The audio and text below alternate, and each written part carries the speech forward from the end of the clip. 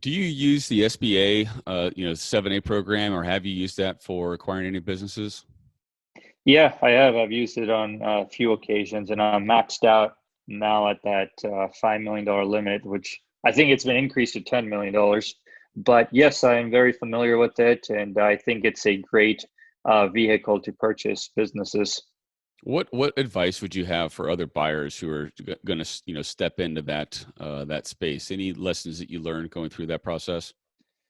Yeah, um, it does take a little longer time than usual. In my experience, it's taken at least 3 months to close. So be patient. And that's where building that rapport and the trust with the seller is very important because at times you're not doing anything. Your due diligence is over and you're waiting for financing. So be patient, learn a relationship with the seller.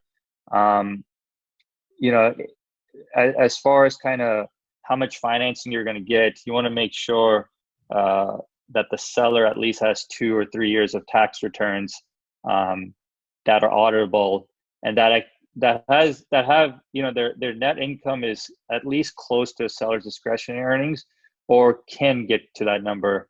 Um, we went through a deal where the on the prospectus it showed $400,000 in net profit.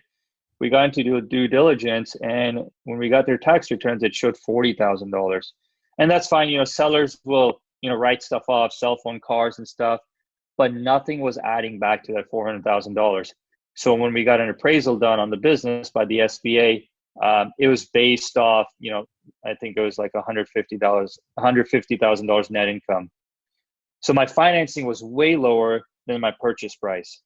So you want to make sure beforehand that just ask, is the seller's discretionary earnings as close as it is to the net profit, or can the add backs be justifiable?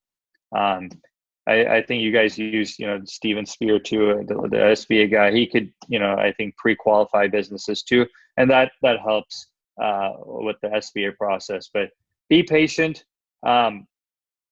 Make sure you ask that question on the tax returns. But I think it is the single best vehicle to buy businesses. They go for at prime plus 2.75%. In today's market, I think it's like around 6% over 10 years. Most online businesses, you're getting it at a 3x multiple. So you're borrowing at 6% and you're making 33% ROI. That spread right there is your cash flow. So, it's a great business to buy. I mean, a vehicle to buy businesses. Be sure to subscribe and hit the bell for notifications about new videos and interviews. And introduce yourself in the comments. Are you a buyer or a seller?